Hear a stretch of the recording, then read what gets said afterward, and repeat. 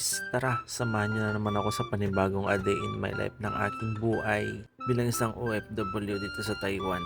Day off pala namin ngayon at wala kaming pasok, kaya gumala muna ako. Nakakainip kasi dito sa my dorm kapag naghihiga ka lang maghapon. Pansin nyo mga guys, baligtad nga pala yung bukasan ng upuan ng motor ko. Bali dito nga pala sa Taiwan, required kang magsuot ng helmet kapag ikaw ay gagamit ng motor. Pero walang mga traffic enforcer na pwedeng sumita sa'yo sa daan. Pero sobrang napakadaming CCTV camera sa mga daan, lalong-lalo na sa mga traffic lights, kaya wala kang ligtas. Bali dito nga pala mga guys, ipaalis na din ako niyan. Guys, kapag kayo ay aalis at merong pupuntahan, wag na wag kayong makakalimot na humingi ng gabay sa itaas dahil hindi natin alam kung anong mga pwedeng mangyari sa bawat oras, segundo ng ating buhay.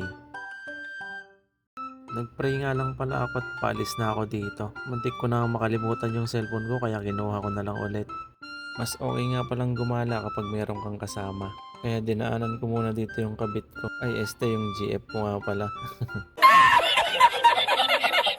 Dumaan nga muna din pala dito sa may OK Mart para meron kaming inumin. Medyo mahaba-haba kasi yung biyahe namin, halos 1 oras din. Mula Taichung hanggang sa Gaomei Wetland.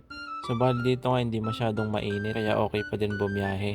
Maya-maya nga pala dito na kami sa may mga part na merong bundok kaya sobrang nakaka-relax at nakaka-refreshing yung view dito habang nagbabiyahe. Dito nga pala sa Taiwan walang pwedeng mang-aliw sa'yo kundi yung sarili mo lang. Kaya kapag nakakaramdam ka ng lungkot, lalong-lalo na kapag ikaw ay may anxiety at depression, tapos sabayan pa ng homesick, kung sa pamamagitan ng paggala, maaalis lahat ng yon, ito lang masasuggest ko guys.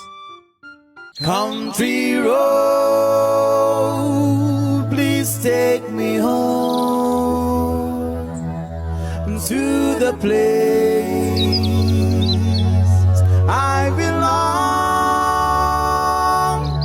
West Virginia,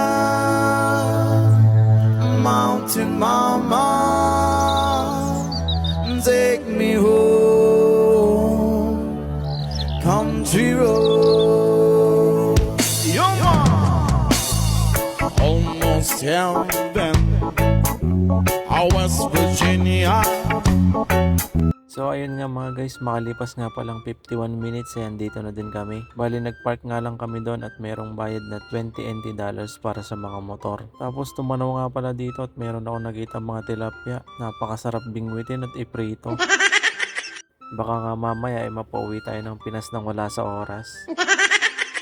Lakad nga lang pala kami papunta dun sa may silungan dahil mainit pa nga. Mag-aalas 3 nga pa lang kasi ng tanghali dito. Hintayin nga muna namin na kumulimlim para makapunta na kami dun sa may wetlands na tinatawag. Pasintabi muna nga sa mga single. Bali blinerd ko nga siya dito. Sabi niya kasi wag ko muna siya isama sa vlog. Baka nga daw ma-discover siya. Sana all. At guys, ito nga pala yung mga hindi pwedeng gawin dito sa may Gaomei Wetlands. Bali tignan nyo na lang yung mga nasa picture. Maya-maya nga lumarga na nga din kami. Ang sabi nga pala ng partner ko kaya ako daw siya sinama para daw may taga-video ako. Pero syempre ang sabi ko ay hindi. Ang sabi ko naman sa kanya kaya ako siya sinama para maisama ko na din siya sa mga memories ko dito sa Taiwan. Sana all. Lakad nga lang pala kami dito at medyo mahangin nga din. Sobrang daming mud crab nga dito. Sarap niya ni halo sa gata.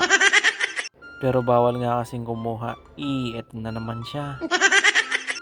Guys, dito sa Taiwan, kung na-homesick ka nga, pwedeng-pwede ka dito. Sobrang ganda nga ng lugar. Marami ding tao na pumupunta. Nakaka-refresh nga din kasi sobrang lakas ng hangin. Bali dito nga pala guys sa may dulo marami nagtitinda ng tsinelas. Pili na nga lang pala kayo dyan, bargain lang yan. Buy 2, take 1. Parang lugi ata yun ha. Tapos dito meron ding sapatos. Ayan, iba't ibang size. Pipili na lang kayo dyan. Tapos dito naman sa may Gedli, si Lolo mo ang paubos na yung tinda. Tapos dito yung mga may-ari, walang nagbabantay. Tapos ito si Lola, tamang laro lang sa apo niya. Meron mga dito na kapag pa-reserve na din ng tsinelas. Tapos eto mukhang may balak din ibenta yung sapatos niya. At eto din, inaalis na nga niya. Hindi, joke lang mga guys, lahat ng mga yon ay merong may-ari. Inaalis nga kasi nila yung mga sapatos nila at tsinelas para makakuha ng mga mud crabs na maliliit.